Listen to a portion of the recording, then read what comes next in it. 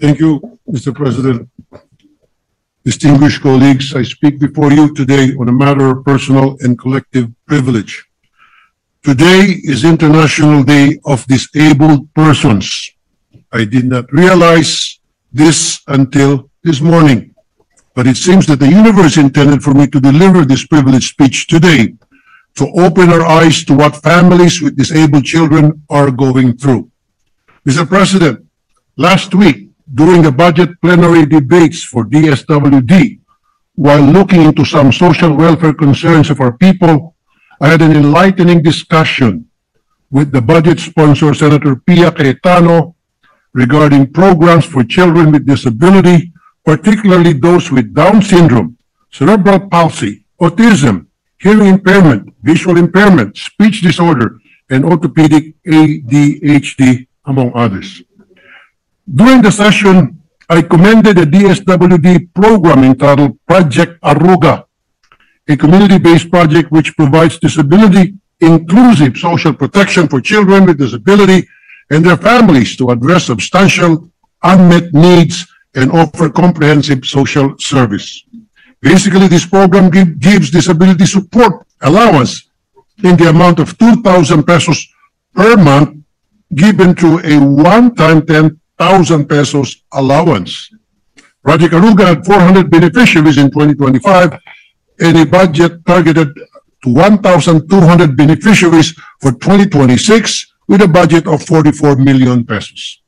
After some discussion and with the support of the budget sponsor, I push for a higher budget for this program. I'm hoping that the budget for Project Aruga will be given an increase of 40 million pesos. This will double the original budget and allow them to reach more beneficiaries and give higher financial support. Agad kong na-report ito sa ating mga kababayan. Madami po ang natuwa sa mas mataas na allowance dahil maibsan talaga ang kanilang financial shortage. But it seems that there are still more urgent concerns that need to be tackled to give them meaningful support and care. Raising a child with disability. Mr. President, I was flooded with heartbreaking stories from our people when I posted about Project Aruga. I was able to get a clearer picture of what families with disabled children go through. Sa simula pa lang, when parents begins to notice some developmental issues with the children, hirap na po sila makakuha ng tamang diagnosis at medical confirmation of what their children are going through. Karamihan sa kanila, inaakala na may kahinaan lang ang kanilang anak o masamang ugali kaya napapalo nila ang mga ito. Yung pala, may mental condition ng bata na di nila agad nalaman. There is a lack of education for parents regarding signs to look out for if their children has mental disabilities and they do not have access to medical centers that could evaluate their children. Once diagnosed, the next problem would be the availability of developmental pediatricians and speech, occupational, physical, and developmental therapy centers for early intervention for the children. The first 3 years are a critical time for development, and early intervention can have a significant and lasting impact on the child's ability to learn. It could reduce or possibly eliminate the need for future support. Kaya importante po ang early intervention. Pero kulang po ang ating mga centers. Next comes the cost of raising children with disabilities. In a study conducted by the UNICEF and DSWD in 2022, which included a nationally representative quantitative survey and qualitative in-depth interviews, it was found that a child with disabilities spends 40 to 80% more than other children without disabilities. And poverty rates are 50% higher in households with children with disabilities.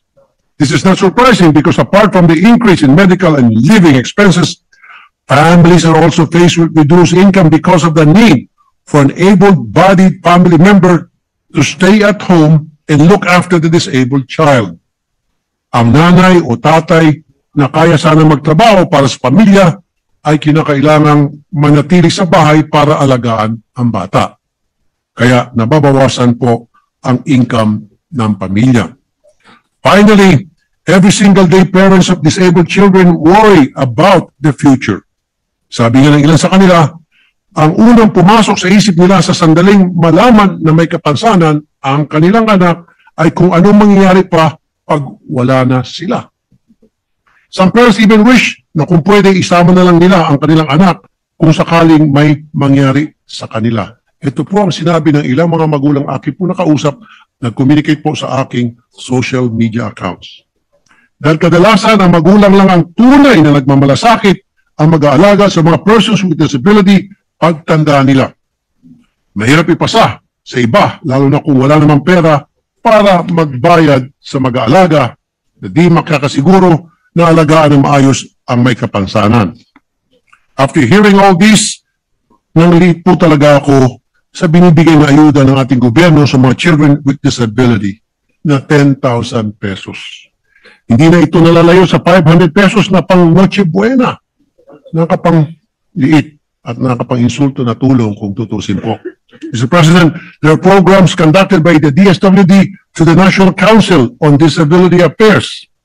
They even have the DARE program, or Developmental Assistance Rehabilitation Empowerment, a caravan for children with disability which aims to bridge the gaps in accessing developmental assessment. Meron din pong PhilHealth subsidies pamagitan ng mandatory PhilHealth coverage for PWDs. And we have various laws such as Magna Carta for disabled persons, which provide 20% discounts and privileges for PWDs.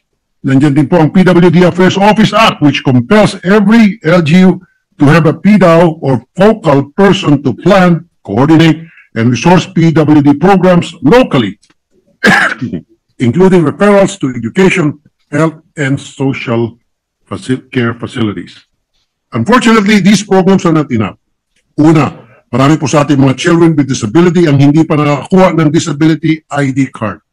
Hirap silang makakuha, kaya naman di ito napapakinabangan ng mga nasa laylayan ng ating lipunan at mga nasa malalayong lugar. In the 2022 study conducted by UNICEF and DSWD, it seems that only 1 out of 5 children with disabilities have a PWD card. And most of these come from the higher income bracket. Ganun pa rin pa po ba hanggang ngayon?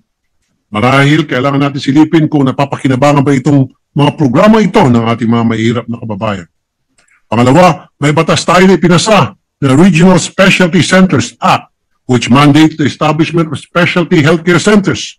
Sa ngayon, may 2 DOH Children's Hospital pa lang at pareho ay nasa Metro Manila at may 4 na LGU Children's Hospital. Ang hirap talaga para sa mga kababayan natin na malayo sa mga lugar na ito upang magkaroon ng regular na therapy para sa kanilang anak. Magastos ang pamasahe at walang matutuluyan tuwing sila ay pupunta dito sa Maynila. Sa katunayan, may tinutulungan po akong foundation, ang Little Ark Foundation, na nagbibigay ng free board and lodging para sa mga cancer patients ng National Children's Hospital. Kasi nga po, di natatapos ng mga bata ang kanilang mga chemotherapy dahil wala naman sila pong matutuluyan dito sa Metro Manila. Ganyan din ang sitwasyon ng mga children with disability kapag malayo sa kanila ang mga therapy centers. Hindi consistent o hindi na lang talaga tumutuloy. Finally, we have the exodus of medical professionals and teachers that could address the concerns of our less fortunate children with disabilities. It is hard to maintain a pool of professionals because they're not adequately compensated. Talagang pagiging bayani na ang magsilbi para sa mga mahirap nating kababayan na may disability. But we cannot deny medical professionals the opportunity of a better income for their own families. And also, I would like to propose some crucial policies that we can look into as an adjustment for existing laws. 1, the DOH needs to increase its efforts to maintain consolidated database of disabled children. Ang daming nagsasabi tuwing hihingi sila ng tulong, paulit-ulit silang nagsasubmit ng mga requirements. Kaya dumadagdag sa gastos nila ang pabalik-balik. Complete and improved registry could then be the basis for the planning of services for these children. This registry should be available across agencies to recognize the right to health insurance and PhilHealth services. 2, PhilHealth needs to increase the health packages, including access to assistive devices for people with disabilities, and extending the network of accredited facilities and service providers. 3, there is a need to intensify training for medical professionals that could provide interventions and increase guidance, counselors, and special education teaching assistants. We have to ensure that these professionals are well compensated. We should also provide training for the stay-at-home caregiver so that some form of early intervention could be conducted at home. Or, working on what Project Aruga started, we could look into adjusting the eligibility assessment and financial support to children with disabilities in programs that are time-tested already. Eligibility assessment should factor the extra cost of raising children with disabilities and recognize the higher poverty levels of these children and their households. For poor families with children with disabilities, the level of support should also increase to include the extra cost faced by these households. Conclusion. Mr. President, children with disability enter this world at a disadvantage, and so it is up to us to provide them with the means to be able to take care of themselves. Ang realidad po talaga ay habang sila ay bata, nandiyan ang kanilang mga magulang upang alagaan sila. Pero darating pong araw na kailangan nila tulungan ang sarili nila. Otherwise, they'll be the responsibility of the government. And like so many things, early intervention is the key. That is why this ability to make it on their own is the best cure to their disability. I also wish to highlight that I have filed the autism bill under the 20th Congress, SBN number 1430, an act instituting a comprehensive national care to encourage cooperation, accountability, and research for the education and support to persons with autism and for other purposes. This measure reflects our commitment to institutionalizing long-term support, research, and coordinated care for persons with autism and their families. It is my hope that this legislation, together with strengthened programs across our social welfare and health agencies, will push our government toward a more inclusive and equitable future for all our children with disabilities. Mr. President, my dear colleagues, thank you so very much po for listening, and I hope for everyone's support regarding this matter. Magandang hapon po. Thank you, Mr. President. Mr. President, our distinguished colleagues, Yes, Jordan Tulfo would like to interpolate our distinguished sponsor of the privilege speech. Yes, Senator Irvin Tulfo is recognized. Thank you, Mr. Chair, Mr. President. I do not wish to interpolate. Rather, I would just like to express my support for Senator Raffy Tulfo's privilege speech, calling for increased funding and stronger government attention for families raising children with disabilities, Mr. President. Napakahalaga po ng panawagin ito dahil araw-araw marami pong pamilyang Pilipino na may mga bata o may mga anak na may disability ay nahihirapang mag-access ng therapy, medical care, inclusive education at iba pang serbisyong kritikal para sa pangangailangan ng naturang mga bata, Mr. President. Children with disabilities deserve not only understanding, but real and sustained support. Kailangan po nila, Mr. President, na maayos na early intervention program, accessible healthcare, inclusive learning opportunities, at sapat na tulong pinansyal para matugunan ang kanilang pangangailangan sa araw-araw, Ginoong Pangulo. Para naman sa mga magulang at caregivers, malaking bagay po ang pagkakaroon ng suporta mula sa pamahalaan upang hindi sila mag-isa sa kanilang laban. The call raised by Senator Tulfo, Mr. President, is both timely and necessary.